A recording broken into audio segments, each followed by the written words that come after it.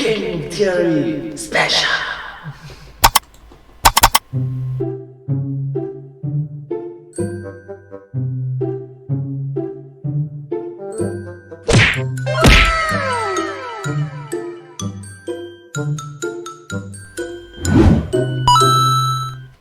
Hello everyone! Welcome to this video. In this video, I'll be reacting to one of the early uploads from the YouTube channel The Game Theorists. I'm a huge fan of their work and I hope that you will like this video as well. This video came out in the year 2016, so I think it's around 5 years ago? 5 years ago, yeah. Let's start!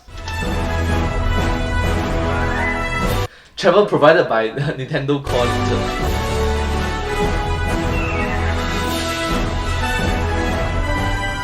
It's an honor to meet you, Matthew. Oh, Miyamoto! Oh my gosh, Miyamoto, the creator. Matthew Patrick. And I'm Bill. So obviously we're sitting with Mr. Yes. Miyamoto, needs no introduction. So thank you so much for having me here today to show off the new Star Fox. So I just got to Wait a minute. Does he understand English language? play some of the new Star Fox, which is really exciting. One of the things that I'm really interested to hear your input on is, were there things that you wanted to make sure that you kept in the Star Fox tradition as you're thinking about the new game? Were there things that you were looking to kind of like change or update with the new technology? Some of those considerations. So we actually, when we started, we weren't planning on making a Star Fox game. At the Really? time, we were doing a lot of different experiments. Really? You didn't plan on making Star Fox? Star Fox? That's weird. Let's continue. Oh gosh. So we actually, when we started, we weren't planning on making a Star Fox game. At the time, we were doing a lot of different experiments with two-screen gameplay using the gamepad. Right, okay. And one of the things that we were experimenting with was controlling sort of like a radio-controlled airplane. Oh, so you are trying to say that you are trying with radio control airplanes on a 2D platform. Wow, that's brilliant. That's very innovative. Oh, cool. Okay. And so the airplane would be flying on the TV screen and you'd be controlling it with the gamepad. Right. And then we thought if you put a camera on the radio-controlled airplane, Yeah. so that you can see the view from the airplane, it would be pretty fun. And as we were experimenting with that, then we thought, oh, this actually might be pretty good for a Star Fox game. That's perfect. Oh wow. So what challenges come with creating a game like with asynchronous gameplay, where the gamepad shows one thing and the TV showing something else? Oh, so it's like whatever that my control is doing, the platform, the screen must be showing it. Well, it's interesting because when we first started with the game, when we created Star Fox on the N64, I really felt that we had sort of perfected the Star Fox gameplay with the N64 version. And this time, once we had this idea for the new gameplay system, we decided to apply that to the Star Fox gameplay. And because we had this new style of play, we thought we could leverage that to sort of reimagine what that Star Fox gameplay would be. But rather than do it from the perspective of creating a new sequel, we sort of wanted to reimagine the Star Fox universe and the Star Fox story. Oh, so you want to build onto the Star Fox story. That's awesome. That's really awesome. And as we continued working on the game, what we realized was that people who were fans of the older games, they would then play the game, but then they might feel like, oh, well, but what's changed or what's new, and I'm not sure I'm following the story type of an approach. Partly we've made some changes to the game, and of course now we're showing the game to everyone so that they can experience it and react to it. But that's sort of the approach that we've taken, was really trying to sort of reinvent the Star Fox gameplay. That's correct. But what we've gotten as an end result is that we have this new style of play where, because we've separated the flight controls from the rule of control and rule of shooting. Aiming, it really gives you an opportunity to experience what makes piloting a battleship or a fighter jet really cool. Yeah. And you have this ability to, you can look at one screen and aim that way, or you can look up here and control it sort of like a radio-controlled airplane. and you have this ability to really play the game the way that you want to. Yeah. And it makes for a very refreshing experience and something that feels new. And I'm assuming that's exciting for you as a game designer who... Of course it's exciting, of course. It's like, yeah! Inside the heart, it's like, yes. has crossed over so many genres and Yes. so many kind of like different eras in the technology. Does playing around with some of the asynchronous gameplay and stuff just continue to inspire you? Is it still exciting after doing it for this many years and shaping so many eras of gaming? そうですね、ずっと面白いんでしょうね。 Well, yeah, for me it's always exciting. Really, even going back to the start of the 8-bit days, with each generation, 8-bits. every time we introduce some new type of technology, to me that's a new opportunity to do something creative in games. And thinking back to the early days, back then we never would have thought of technology that allows us to have something like the Street Pass exchange between two 3DS systems. And that's the thing, this video, this footage is from 5 years ago, 2016. Imagine the footage now in 2021. Oh my gosh, technology have improved so much. Or, in this case with Star Fox for Wii U, because the screen has gotten smaller and you now have it right in front of your hands, that allows us to have this new perspective, a new approach to gameplay. That's correct. That adds a new layer to what we've done in the past. Right. But of course, in the past, when we were first making video games, there was sort of an older generation of people for whom this digital medium was hard for them to understand. Right. But now we're at a point where most people have grown up on video games, and so they're able to quickly pick it up and play it and experience the gameplay and come along with us as we introduce these new styles of play. That's true. And actually, I wasn't able to bring it here, but I had a picture of me at 4 years old, because I was born in 1986. And so I grew up. I grew up with Mario, and so my first childhood memory is actually of playing NES. Aww, so heartwarming. That's so sweet. And it was at my 4th birthday party, and I had a Mario cake, and I was, sentimental showing off. But it's such an honor to be sitting with someone who has done so much to shape my life, and now today to be, doing this as a job is just incredible. So I owe you so much thanks, and it's incredible to thank you in person for that. So. Yes. うちの息子とほとんど同じです。 You're about the same age as my son.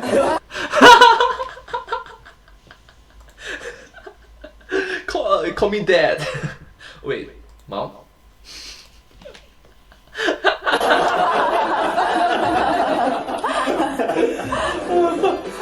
So he grew up with video games too. So I know that the original idea for Star Fox was you were inspired by a Fushimi Inari shrine. Can you, which is very famous for its Torii games. Can you take me through a little bit about how you went from, shrine with gates to fighting foxes in outer space? So it's like foxes in gates, shrines in gates, fox shrines in gates to galaxy.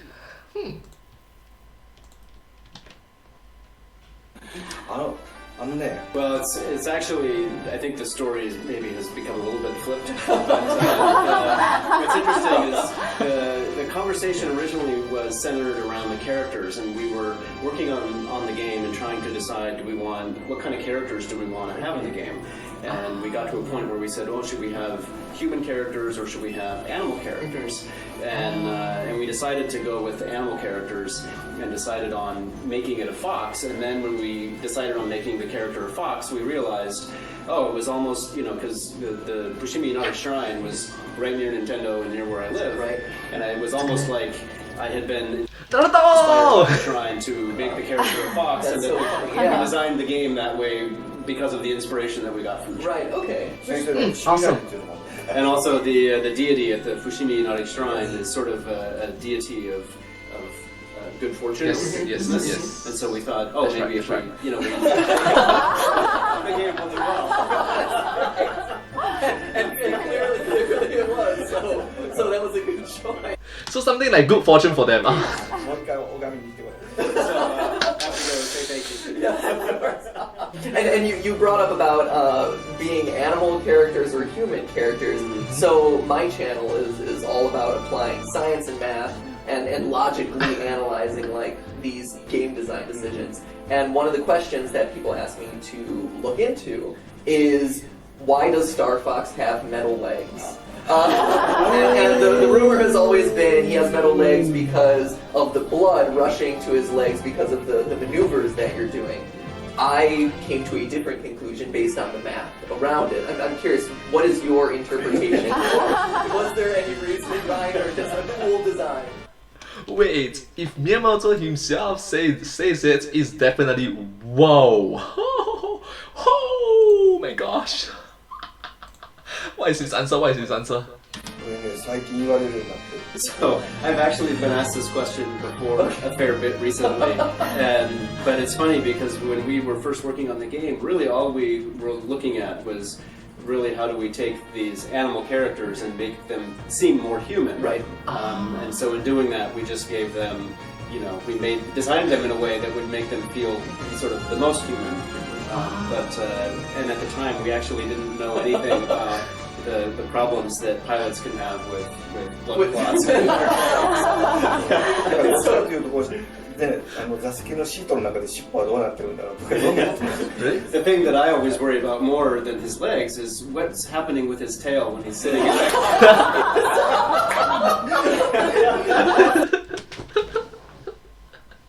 Yeah, we're like. That's interesting to know. That's very interesting to know. It's me asking themselves. I guess it's tucked away in his That's a good point. Oh, that's really funny. But that does bear a question.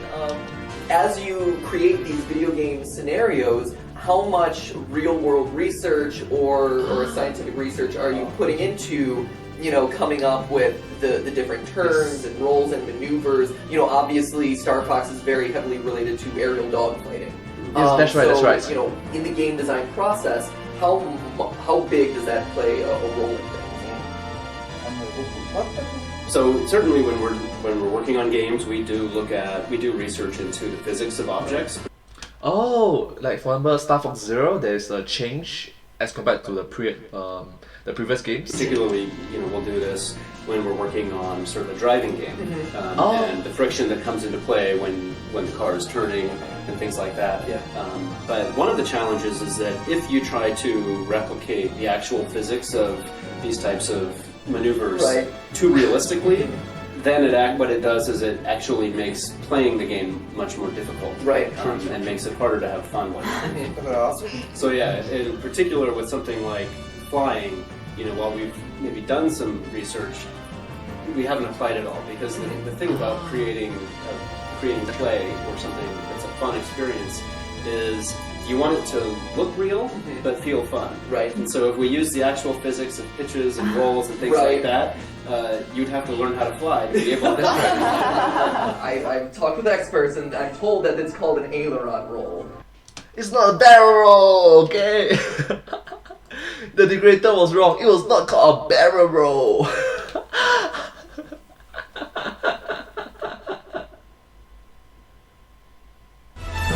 Oh gosh.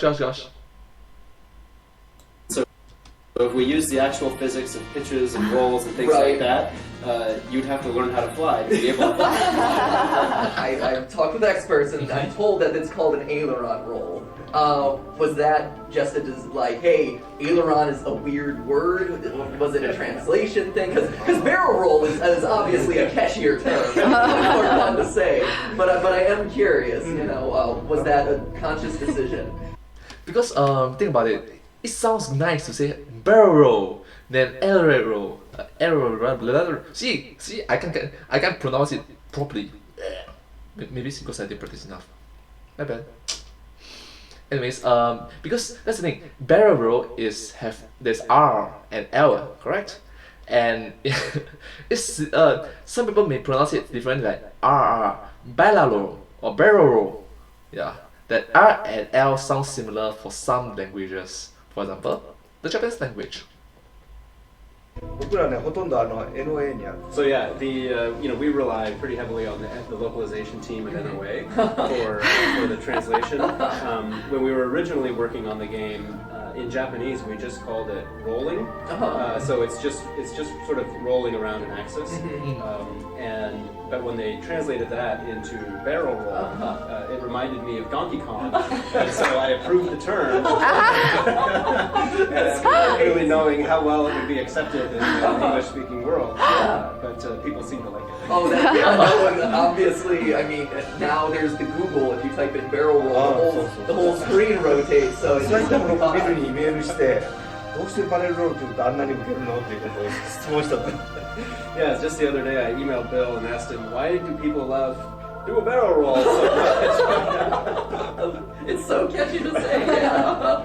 It's a lot better than doing aileron roll.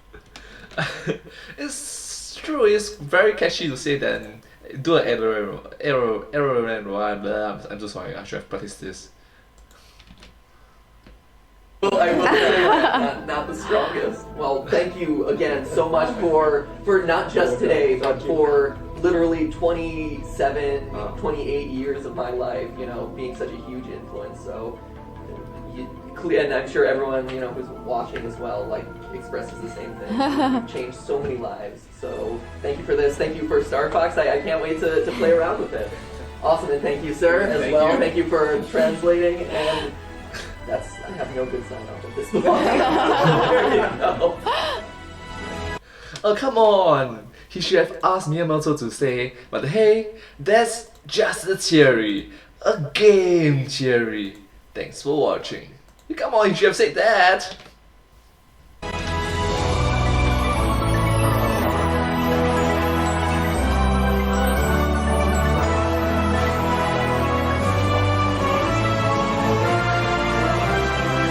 He looks so young. He looks so young. Okay, he looks older. He looks older than his older videos, but compared to right now in 2021, he looks so young.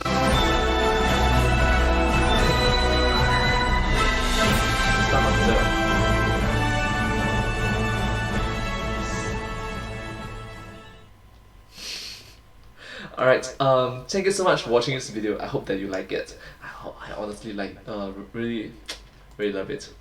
Do a barrel roll. Anyways, if you do like this video, please consider to like, share and subscribe to my channel and comment down below if you have anything to share with us. The video that I just reacted to came from the YouTube channel The Game Theorists. Their videos are amazing, do check them out and show appreciation and support for them as well. Yeah, they are amazing individuals. And yeah, but hey, that's just a theory. A game theory. Thanks for watching.